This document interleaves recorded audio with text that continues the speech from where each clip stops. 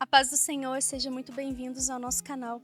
Logo após, nós teremos uma ministração poderosa com o cooperador Lucas Reis para o culto da família. Eu creio que a palavra de Deus irá mudar a sua vida, irá mudar a sua história. Mas antes, você já está inscrito no nosso canal? Não? Então clica aí no botãozinho e se inscreve. Ative o sininho para você receber mais notificações. Ah, também segue-nos lá nas nossas páginas no Instagram, no Facebook e no TikTok. Vamos agora para essa ministração poderosa. Cumprimento os irmãos com a paz do Senhor Jesus. Querido, você que pode, abra sua Bíblia comigo no livro de 1 Reis, capítulo de número 18. Livro de 1 Reis, capítulo de número 18. Nós iremos ler a partir do versículo de número 29. 1 Reis, capítulo 18, a partir do versículo de número 29.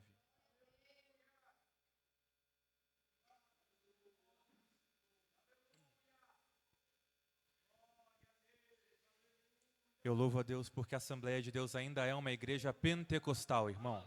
Aqui você tem liberdade para adorar ao nome do Senhor. Aqui você tem liberdade para dar glória a Deus. Aqui você tem liberdade para dar aleluia. Você tem liberdade para falar em língua estranha. Então sinta-se à vontade nessa noite, porque você está na casa do Pai nessa noite.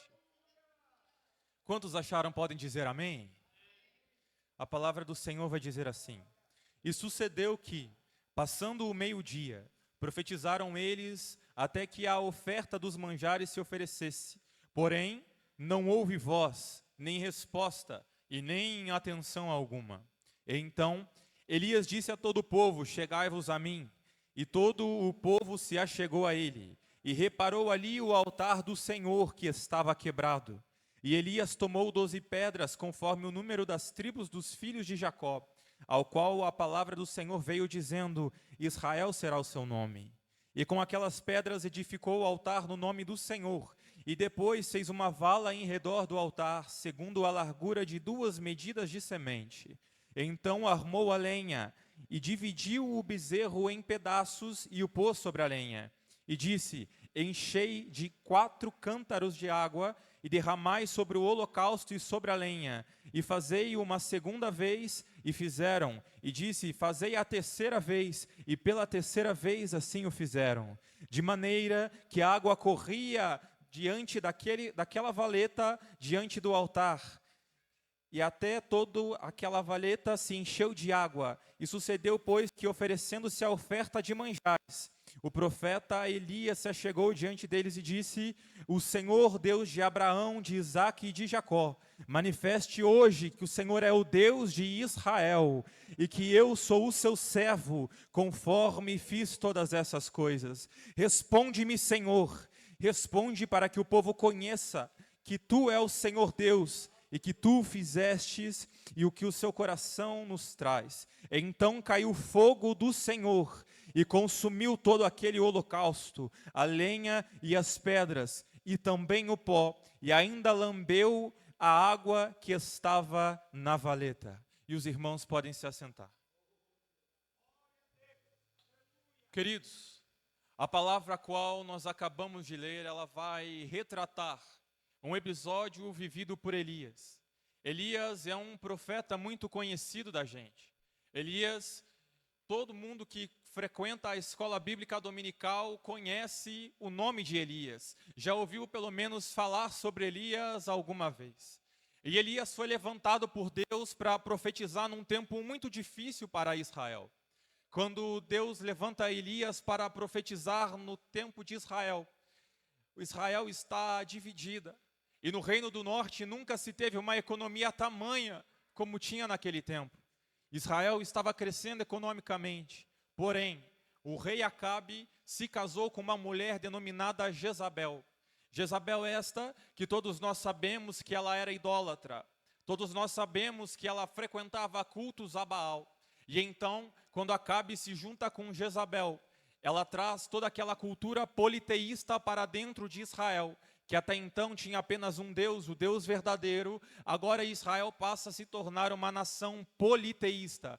As pessoas passam a acreditar em Baal, Azera e todos aqueles falsos deuses. Diante daquele tempo, nesse tempo conflituoso, nesse tempo de embate teológico, nesse tempo de politeísmo, Deus olha para Elias e diz: eu vou levantar este homem para resolver isso que está acontecendo com Israel. E então, certo dia, Elias está diante de Acabe, e Elias olha para Acabe e diz: Acabe, você trouxe idolatria para dentro de Israel, e eu digo segundo a minha palavra, não choverá por Israel, até que eu diga que choverá novamente. Elias olha para o rei e diz: não vai mais chover sobre a terra de Israel. Quando Elias faz isso, a palavra do Senhor vai nos mostrar, e nós conseguimos perceber, que Acabe vai começar a querer perseguir Elias. Acabe vai começar a querer perseguir aquele profeta. Então Deus olha para Elias e diz: Elias, vá até o ribeiro de Querite, e ali eu já ordenei aos corvos que te sustentem. Deus olha para Elias e diz: Elias, eu vou precisar te esconder por um tempo. Elias, eu vou precisar que você se afaste por um tempo, porque Acabe vai tentar te matar. Só que quando Deus fala para Elias, Deus não está dizendo assim: Elias, quando você chegar no ribeiro de Querite, aí eu vou ordenar aos corvos que te sustentem. Não, Deus olha para Elias e diz: vai para lá, Elias, porque eu já ordenei que os corvos ali te sustentem. Ei, irmão, eu vim aqui hoje para dizer para alguém: enquanto você estiver diante da palavra do Senhor, Ele já ordenou que te sustente.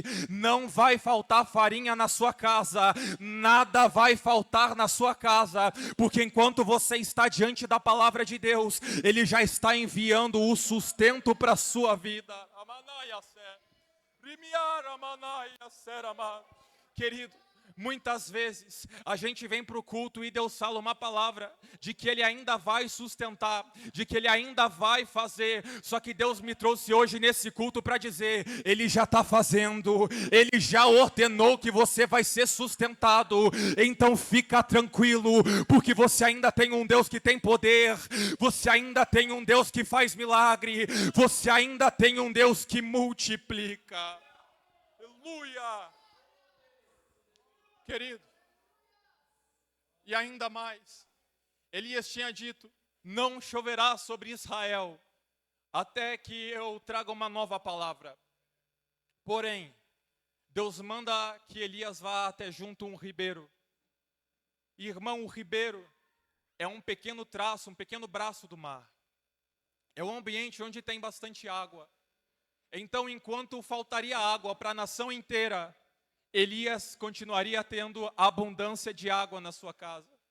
Enquanto faltaria água para Israel inteiro, Elias continuaria bebendo água em abundância. Sabe o que eu estou querendo dizer para você, querido? Que não importa se o governo vai falir o Brasil, não importa se uma crise vai chegar, Deus vai te preservar em meio à crise. O país inteiro pode quebrar, mas os filhos do Deus verdadeiro não quebram.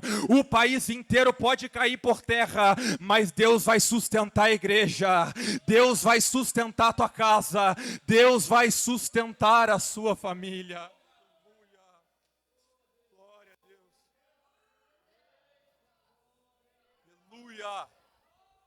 Querido, então Elias fica naquele ambiente, até que chega um tempo que Deus chega para Elias. E então Elias sai daquele ribeiro. A palavra do Senhor vai nos mostrar que ele passa por a casa de uma mulher. Ali Deus opera um milagre. É um assunto muito extenso e fica para uma próxima pregação. Mas depois de multiplicar a farinha daquela mulher, depois de multiplicar o alimento na casa daquela mulher, Elias continua andando, até que ele vai encontrar um homem por nome de Obadias. Este homem, a palavra do Senhor vai dizer que era um homem temente a Deus. Porém, este homem estava a serviço de Acabe. A palavra do Senhor vai nos mostrar que este homem, mesmo em meio às perseguições, escondeu 100 profetas. A palavra vai nos mostrar que enquanto ele escondia os profetas, 50 em uma cova e 50 em outro, ele levava alimentos para sustentar aqueles profetas. Este homem, ele nos mostra uma coisa importante, que ainda dá para ser fiel num ambiente onde só tem infidelidade.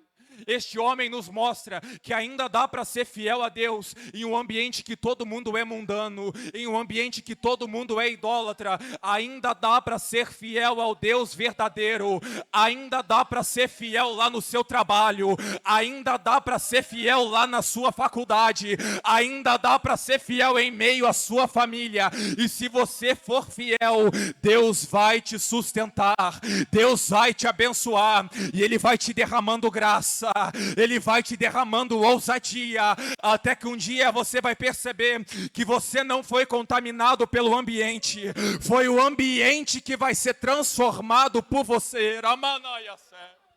Aleluia! Glória a Deus. Querido, quando Elias encontra com este homem, ele fala: ei, vai até Acabe. Chega em Acabe e diz que você encontrou Elias. Aquele homem, temente a Deus, diz: mas Elias, não teve um lugar na terra que Acabe não te procurou. Não teve um lugar que Acabe não procurou você para te matar. E agora você vai dizer para eu te entregar. Você vai dizer para eu chegar lá e falar: ó, Acabe, eu encontrei Elias. Ele vai te matar, Elias. Só que, irmão, crente de verdade não teme perseguição de ímpio. Crente de verdade não tenta se justificar para ímpio, para idólatra. Não, Deus vai te justificar. E Elias sabia disso. Ele olha e fala: ei, fica tranquilo. Chega lá e diz, e ainda fala para ele vir e trazer os 400 profetas de Baal, 450 profetas de Baal e 400 profetas de Azera. Fala para trazer tudo falso profeta também. Vamos se encontrar lá no Monte Carmelo. E aí eu vou propor um desafio. Aleluia. Queridos, ali no Monte Carmelo, nós vamos encontrar um ambiente diferenciado. No Monte Carmelo, eu imagino Elias chegando e vendo aqueles 850 falsos profetas chegando também. Eu imagino Elias olhando e vendo o rei Acabe, toda a sua corva, todas aquelas pessoas idólatras, todos aqueles falsos profetas de Baal chegando, e talvez ele titubeando na mente, pensando: meu Deus, são 850 profetas falsos, tem mais Acabe, muita gente. Só que mesmo assim ele foi fiel a Deus, ele teve ousadia, ele continuou. E quando Elias chega lá, ele propõe algo. Ele vai dizer: ei, vamos pegar 2 bezerros. Um bezerro vai ser entregue aos profetas de Baal. Vocês vão pegar o seu altar, vão fazer um holocausto, e eu também vou fazer o meu. O Deus que responder com fogo, será este o verdadeiro Deus de Israel. Elias olha para aqueles homens naquele contexto e propõe esse desafio. Um desafio importante, um desafio difícil, mas Elias vai com fé. E quando Elias propõe esse desafio, ele ainda fala: viu, podem começar vocês, são 850, vai demorar para vocês se organizar, começam vocês. Então lá vão aqueles 850 falsos profetas, começam a levantar um altar a Baal, começam a fazer as coisas deles, colocam aquele bezerro lá, e a palavra do Senhor vai dizer que eles começam a gritar. A palavra do Senhor vai dizer que aqueles falsos profetas começam ali a dançar. A palavra do Senhor vai dizer que aqueles falsos profetas, eles começam a se rasgar. A palavra do Senhor vai mostrar que eles derramam o seu próprio sangue sobre o altar. E aí eles estão: Senhor Baal, derrama fogo, derrama fogo, derrama fogo. E nada acontece. Aí Elias era um homem corajoso. Elias olha para eles e diz assim: ei, grita mais alto. Quem sabe Baal não está dormindo. Grita mais alto. Quem sabe Baal não está viajando. Grita mais alto. Quem sabe Baal não ouviu vocês. E Elias fala isso com autoridade, porque ele sabia que o Deus dele não precisa dormir, porque ele não descansa. Ele sabia que o Deus dele não precisa viajar, porque o Deus dele é onipresente. Elias está zombando dos falsos profetas, porque ele também estava zombando de um falso Deus, mas ele sabia que ele servia a um Deus verdadeiro. E eu tenho uma notícia para você: esse Deus verdadeiro está presente nessa noite. Esse Deus Deus verdadeiro está presente na sua casa, esse Deus verdadeiro está presente na sua família. Então não tema, porque o seu Deus é poderoso. Aleluia. Querido, e aqueles homens, eles caem nessa de Elias. Eles começam a gritar mais alto, a pular mais, fazendo isso e aquilo. E aí nós chegamos no texto que nós lemos. Passado meio-dia e nada aconteceu. Então Elias olha e fala: agora é a minha vez. Quando Elias começa, a primeira coisa que a gente vai ver Elias fazendo começa a pegar 12 pedras. E Elias está pegando aquelas pedras, não para montar um altar novo, não. A palavra do Senhor vai dizer que havia um altar ali, só que este altar estava quebrado. Havia um altar naquele ambiente, só que aquele altar estava quebrado. Elias poderia adorar naquele altar quebrado, só que Elias entendia que em altar quebrado, Deus não ouve a adoração. Enquanto o altar está quebrado, não adianta clamar. Enquanto o altar está quebrado, não adianta orar. Aí tem gente, pastor, que vai dizer: ei, faz tempo que eu estou orando e nada acontece, está com o altar quebrado. Tem gente que vai olhar e vai dizer: ei, faz tempo que eu estou perecendo, eu não venço essa luta. Mas sabe por quê? O altar está quebrado. Mas quando você restaurar o seu altar, quando você restaurar o altar, Deus responde. Quando você restaurar o altar, Deus vai fazer uma coisa nova na sua vida. Quando você restaurar o altar, o ambiente e a história muda. Aleluia!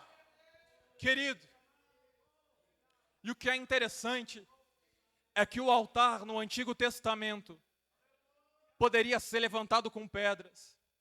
O altar no Antigo Testamento era um objeto sólido como este púlpito.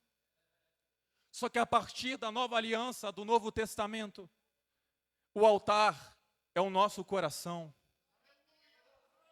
E Deus me trouxe hoje aqui para dizer para alguém: é noite de restaurar o altar. É noite de restauração. Alguém chegou aqui nessa noite que precisa restaurar o altar, mas Deus está te dizendo: ei, restaura o altar. Restaura porque eu quero fazer. Restaura porque eu quero te usar. Restaura porque eu quero te abençoar. Mas enquanto o altar estiver quebrado, eu não vou fazer nada. Mas nessa noite você tem a oportunidade de restaurar o altar. Amai. Aleluia. Glória. Querido, porque muitas pessoas têm pregado um evangelho falso. Alguns vão chamar de hipergraça, e eu não chamo assim, porque para mim a graça já é hiper. O que eu acho interessante é que essa pseudo-graça, ela vai dizer assim: ei, vem para a igreja como você está, e continua do jeito que você quiser, porque Deus te ama. Então, se Deus te ama, continua. Se Deus te ama, continua fazendo o que fazia antes. Irmão, é por isso que eu chamo isso de pseudo-graça, porque essa graça não transforma, e a graça que eu conheço transforma o crente. A graça que eu conheço chega aqui alcoólatra, sai daqui pregador. Chega aqui viciado em droga, sai daqui obreiro da casa do Senhor. Chega aqui fornicando, pecando, fumando, bebendo, sai daqui homem e mulher de Deus, cheio da presença do Espírito Santo.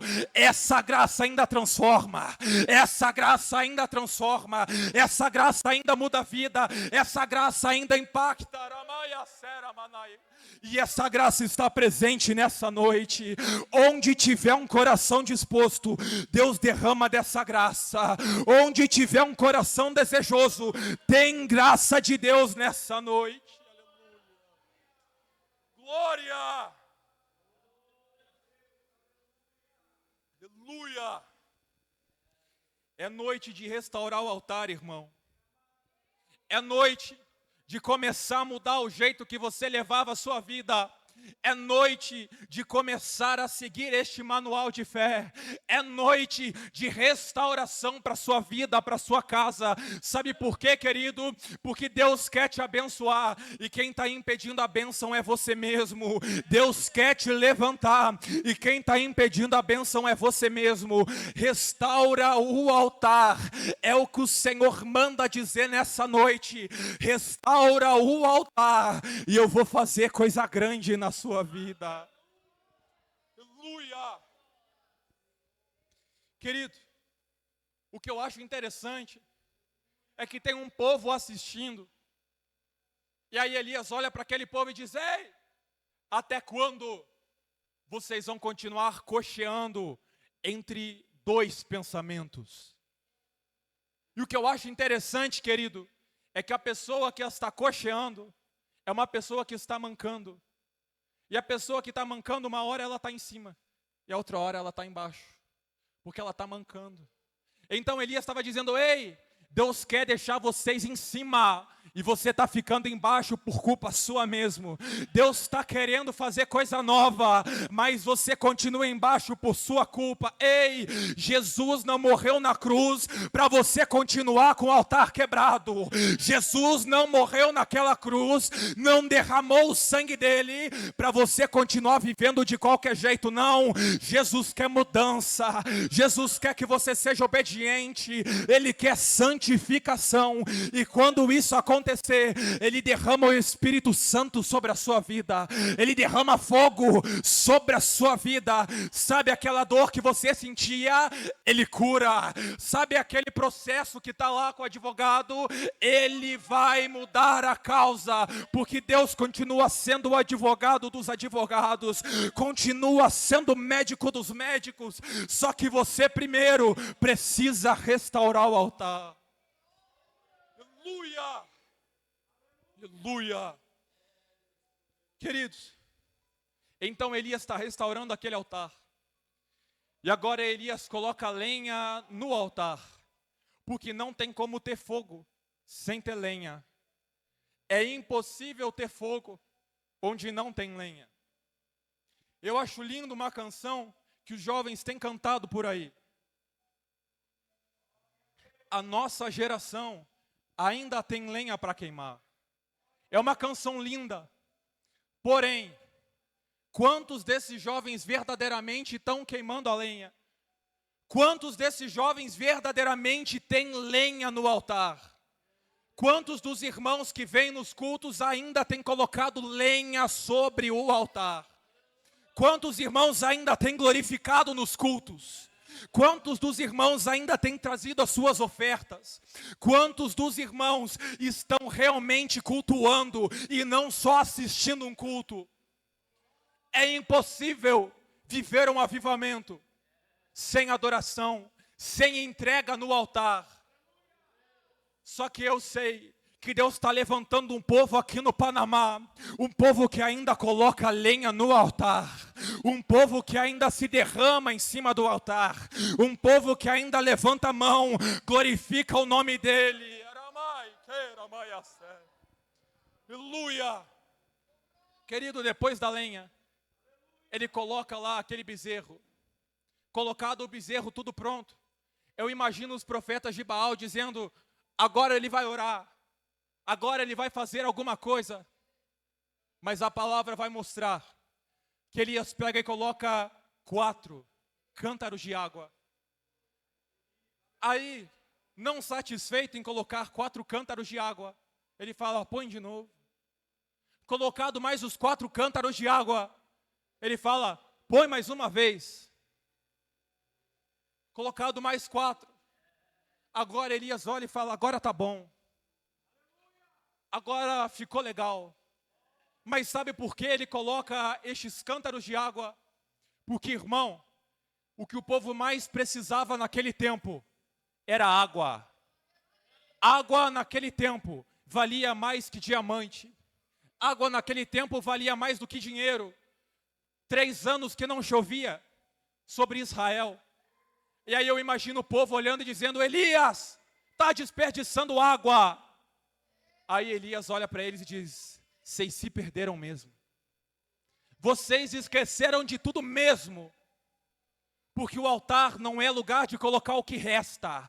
Altar não é lugar de colocar o que sobra. Altar é o lugar de você colocar aquilo que você tem falta.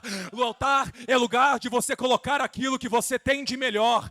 Ah, pregador, mas eu não tenho nada. Mas você ainda tem a sua adoração. Ah, pregador, mas eu não consigo adorar. Você ainda tem as suas lágrimas. Mas coloque aquilo que você tem de melhor no altar.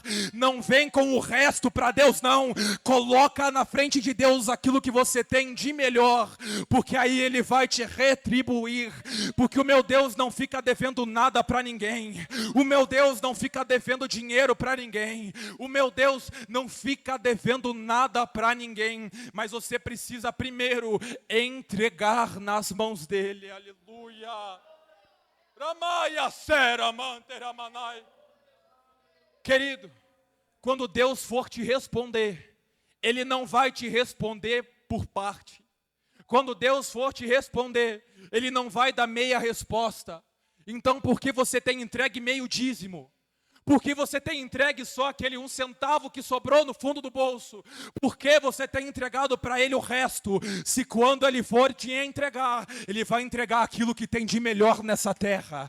Quando Ele for te entregar, Ele vai não só encher a sua rede, mas a rede dos barcos que tiverem em volta, porque Deus não fica devendo nada para ninguém. Aleluia!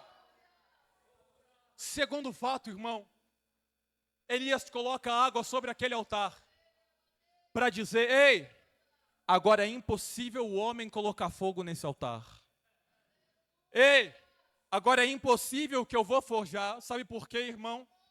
Segundo historiadores, os profetas de Baal colocavam um pouquinho de fogo debaixo dos seus altares, para que enquanto eles estiverem fazendo aquela falsa adoração a Baal, o fogo pegar naquele altar.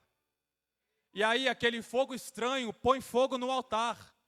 Mas não é porque o Deus deles colocou fogo sobre o altar, é porque já tinha um fogo estranho ali. Então Elias olha e fala: ei, aqui não tem espaço para fogo estranho. Aqui não tem espaço para o homem colocar fogo em nada, não. Se for para pegar fogo, ele vem do alto. Se for para pegar fogo, o fogo vai vir do alto. E na igreja continua sendo desse jeito, porque vai dizer a palavra: eu os batizarei com Espírito Santo e com fogo. Com fogo. E esse fogo vem do alto.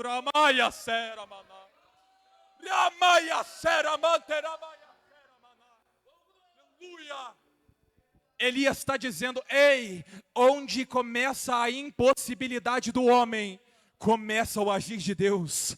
Onde tem a impossibilidade do homem, o meu Deus faz, o meu Deus trabalha. Ei, irmão, olharam para você e disseram: ei, é impossível ele vir para a igreja, mas Deus vai trazer. Olharam para você e disseram: ei, é impossível ser curado, mas Deus vai te curar.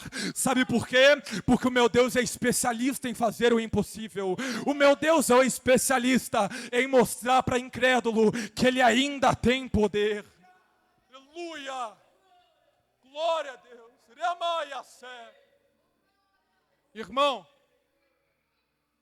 passou meio-dia e os profetas de Baal pulando, dançando, gritando, e nada aconteceu. A Bíblia registra a oração de Elias, e eu li ela nessa noite, uma oração curta de um profeta verdadeiro. E Deus derrama o fogo sobre o altar. Uma oração curta de um servo fiel, e Deus derrama fogo. Ei, irmão, não adianta eu me espernear aqui na frente, não adianta eu fazer de tudo aqui na frente, porque o fogo não vem do homem, o fogo continua vindo do alto. O fogo continua vindo do alto. E o Senhor manda dizer nessa noite: eu tenho fogo para derramar sobre o altar que estiver restaurado. Onde tem altar restaurado, tem fogo. Onde tem um altar restaurado, Deus começa a mandar fogo. Sabe por quê? Porque Ele continua sendo Deus. Aleluia!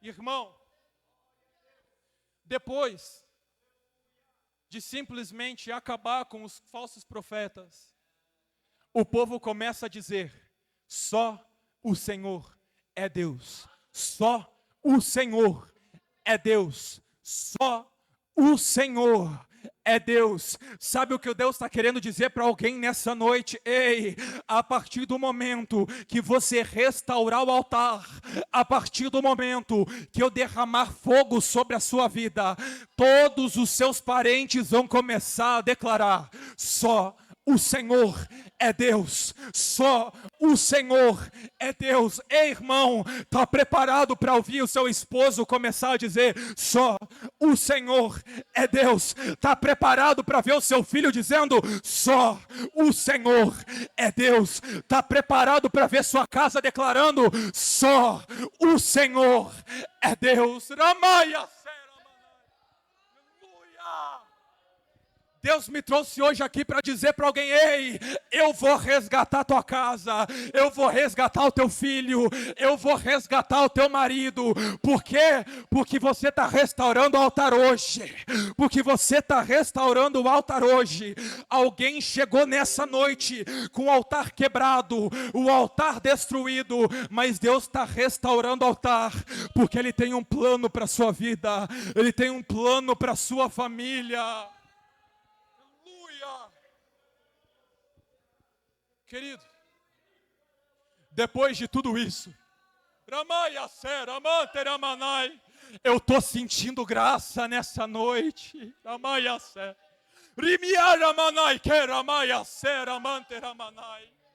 Aleluia. Querido, onde tem um altar restaurado, você também vai sentir essa presença que a gente está sentindo. Onde tem um altar restaurado, você também vai sentir essa graça. Onde tem um altar restaurado, porque Ele está presente nessa noite. Aleluia. Ramai, que ramai assé.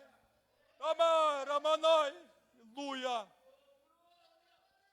Ramai assé. Aleluia.